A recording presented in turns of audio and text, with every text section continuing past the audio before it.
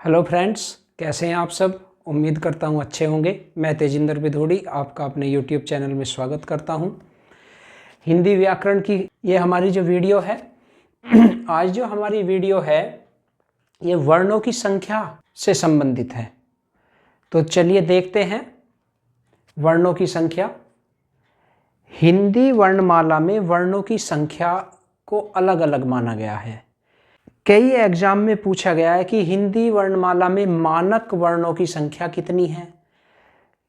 कुछ एग्जामों में पूछा गया है हिंदी वर्णमाला में मूल वर्णों की संख्या कितनी है, और कुछ में जो है कुल वर्णों की संख्या कितनी होती है। तो हिंदी वर्णमाला में वर्णों की संख्या को अलग अलग माना गया है। देखते हैं हिंदी वर्णमाला में वर्णों की संख्या। तो वर्णों की संख्या जो है हिंदी वर्णमाला में हमारे 11 तो स्वर होते हैं, आपको पता होगा। स्वरों की संख्या कितनी है? 11 यानी 11। और व्यंजन कितने हैं? 33 व्यंजन हैं। तो 11 स्वर हो गए हमारे, जो कि आप देख सकते हैं ये 11 स्वर हैं। और 33 व्यंजन हैं, ये 33 पूरे व्यंजन लिखे हुए हैं। इनमें जो है 25 ये यहाँ तक कैसे लेके मैं तक 25 ये वर्गीय व्यंजन है। ये य अंतस्थ है, और ये श है ऊष्म व्यंजन है। टोटल कितने हो गए? 33। तो टोटल हो गए 11 और 33 44। तो ये तो हो गए हिंदी वर्णमाला में मूल वर्णों की संख्या हो गई। तो हिंदी वर्णमाला में अगर एग्जाम में पूछा जाए हिंदी वर्णमाला में मूल वर्णों की संख्या कितनी है, तो सिंपल है 44 है। कितनी है? 44। कैसे? 11 हमारे स्वर और 33 हमारे व्यंजन, टोटल हो गए 44। तो मूल वर्ण होते हैं। इसे ऐसे भी पूछा जा सकता है कि हिंदी वर्णमाला में मूल वर्णों की संख्या कितनी है या साधारण वर्ण कितने होते हैं हिंदी वर्णमाला में।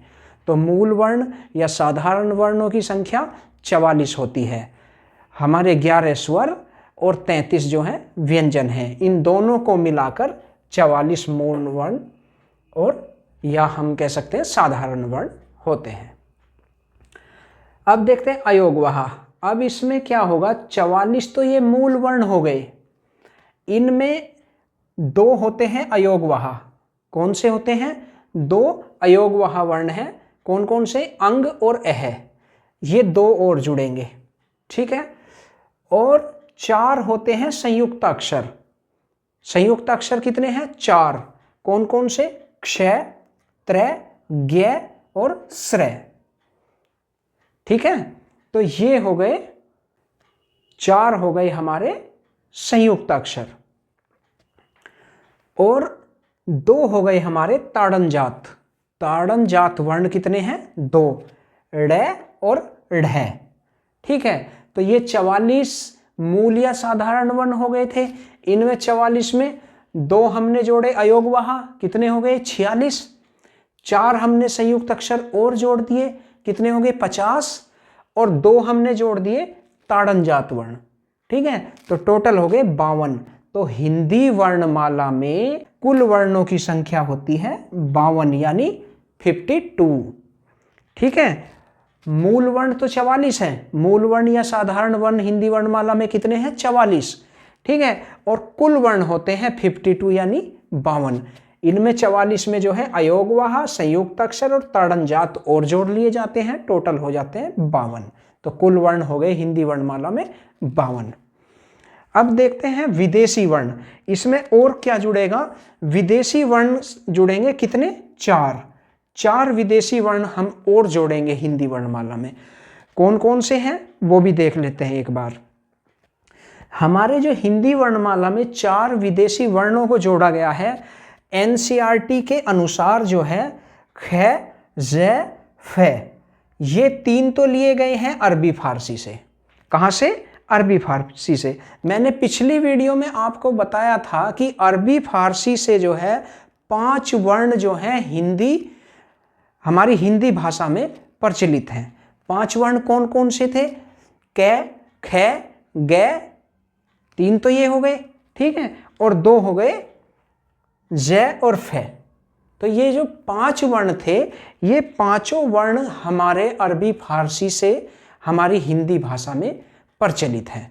लेकिन एनसीईआरटी ने इनमें से अरबी फारसी के पांचों वर्णों में से सिर्फ 3 वर्ण ही हिंदी में एनसीईआरटी मानती है। कौन कौन से? ख, ज और फे। ये 3 वर्ण जो हैं अरबी फारसी के विदेशी वर्ण हैं जो हिंदी वर्णमाला में यूज किए जाते हैं। ये 3 तो हो गए विदेशी व्यंजन, और एक होता है अर्धचंद्र बिंदु, ठीक है, जो कि ये है, क्या है ये? ओ। और ये कहाँ से लिया गया है? अंग्रेजी भाषा से।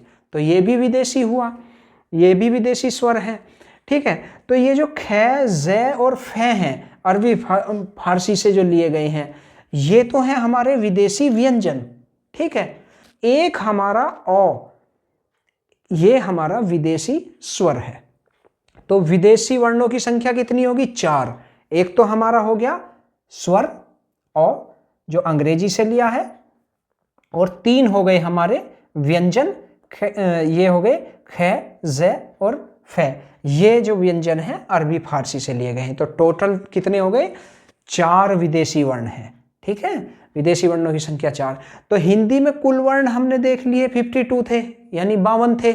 इनमें 4 विदेशी वर्ण और जोड़ देते हैं, तो कितने हो गए? 52 और 4 56, ये हो गए 56। तो हिंदी के मानक वर्णों की संख्या यही होती है, कितनी? 56, ठीक है। तो हमने देख लिया मूल वर्ण हमारे 44 हैं, इन्हें हम साधारण वर्ण भी कह सकते हैं। इन 44 में जो है 11 स्वर और 33 व्यंजन हैं, जो कि मैंने यहाँ दर्शाए हैं। ये 11 स्वर हैं और ये 33 व्यंजन हैं। ये ही मूल वर्ण हैं हिंदी भाषा के। इन्हें हम साधारण वर्ण भी कहते हैं और इन्हें हम मूल वर्ण भी कहते हैं, जिनकी संख्या 44 है। अयोगवाह 2, संयुक्त अक्षर 4, ताड़नजात 2, ये और मिल गए 8। तो 44 में ये 8 और मिल गए, तो टोटल हो गए 52। तो ये हो गए कुल वर्णों की संख्या। हिंदी व्याकरण में कुल वर्णों की संख्या जो है वर्णमाला में, वो हो गई 52। और विदेशी वर्णों की संख्या 4 है, 4 और मिल जाएंगे इसमें, ठीक है। तो इनमें 4 और ऐड कर देते हैं, टोटल हो गई 56। तो ये हिंदी के मानक वर्णों की संख्या हो गई कितनी? 56 या 56। तो ये हमने देख लिया। अब थोड़ा सा द्वित्व वर्ण के बारे में और देख लेते हैं। द्वित्व वर्ण कहते किसे हैं? द्वित्व वर्ण जो होता है, यदि पहले वाला वर्ण आधा और बाद वाला वर्ण पूरा हो, और आधा व पूरा वर्ण समान हो, यानी कोई भी वर्ड है जो हम लिखेंगे शब्द, उसमें पहले वाला जो वर्ण है वो तो आधा हो और बाद वाला जो हो पूरा हो, लेकिन आधा और पूरा दोनों वर्ण जो हो समान हो, ठीक है, तो उसे द्वित्व वर्ण कहते हैं। जैसे कि हमने लिखा बच्चा, ठीक है, तो ये तो आधा वर्ण है पहले वाला, और बाद वाला क्या है? ये पूर्ण वर्ण है, लेकिन ये भी च है और ये भी च है दोनों समान, ठीक है। तो इन्हें जो समान वर्ण होते हैं ना, इन्हें कहते हैं हम द्वित्व वर्ण। क्या कहते हैं? द्वित्व वर्ण, ठीक है। जैसे मिट्टी, ये भी ट है, ये भी ट है, ये आधा है और ये पूर्ण रूप से पूरा वर्ण है, तो ये भी, इन्हें हम कहते हैं द्वित्व वर्ण। और इन्हें हम क्या कहते हैं? डेढ़ वर्ण भी कहते हैं। डेढ़ वर्ण कैसे है? आधा ये और एक ये, आधा और एक डेढ़ हो गया, ठीक है। तो ये होते हैं द्वित्व वर्ण। अब और देखते हैं द्वित्व वर्ण के बारे में। यदि दोनों वर्ण एक जैसे हों, यदि दोनों वर्ण एक जैसे हों तो द्वित्व वर्ण होते हैं, ये तो हमने देख लिया। और यदि पहला वाला आधा वर्ण अलग हो और दूसरा वाला पूर्ण वर्ण अलग हो। अब जो जैसे हमने ये देखा था, ये पहले वाला आधा और दूसरा पूर्ण जो है एक जैसे थे, अब इसमें कह रहे हैं कि यदि पहले वाला आधा वर्ण अलग और दूसरे वाला आधा वर्ण अलग हो, तो ऐसी स्थिति को संयुक्त अक्षर कहते हैं। क्या कहते हैं? संयुक्त अक्षर कहते हैं। जैसे हमने लिख दिया वक्त, ठीक है, ये पहले वाला आधा वर्ण तो कै है और ये बाद वाला पूर्ण वर्ण जो है तय है, तो ये दोनों वर्ण अलग अलग हैं। ठीक है, तो जब अलग अलग हो, पहले वाला आधा वर्ण अलग और दूसरे वाला अलग हो, तो उसे कहते हैं संयुक्त अक्षर। क्या कहते हैं? संयुक्त अक्षर। वर्ग का दूसरा वर्ण, ठीक है, और चौथा वर्ण कभी द्वित्व के रूप में नहीं आते। ठीक है, वर्ग का, देखो ये वर्गीय व्यंजन है, कहां से कहां तक है? ये है वर्गीय व्यंजन, इनकी संख्या 25 है। ठीक है, तो क्या कहा इसमें? वर्ग का दूसरा वर्ण और चौथा वर्ण कभी द्वित्व के रूप में नहीं आते। वर्ण का एक तो दूसरा, ये है दूसरा, ये पहले है, दूसरा, तीसरा, चौथा और पांचवा। ठीक है, तो एक तो पहला वाला और एक चौथा वाला, ये वाला। ठीक है, तो वर्ग का दूसरा वर्ण और चौथा वर्ण कभी द्वित्व के रूप में नहीं आते। जैसे कि ये बन गया था, ये च जो है द्वित्व है, तो च कौन सा है? ये है, वर्ग का प्रथम अक्षर है। ठीक है, तो प्रथम वाला जो है इसे द्वित्व के रूप में प्रयोग कर सकते हैं। बाकी वर्ण का दूसरा, वर्ग का दूसरा और चौथा, ये जो वर्ण है ये कभी द्वित्व में प्रयोग नहीं हो सकते, इनका प्रयोग कभी नहीं होगा। देख सकते हैं हम, जैसे कि हमने ले लिया द्वित्व में ख ले लिया। ठीक है, तो हम जो है ख को कभी भी ऐसे हम यूज नहीं कर सकते। कहीं भी आपने हिंदी में ये वर्ड जो है कहीं भी लिखा नहीं देखा होगा।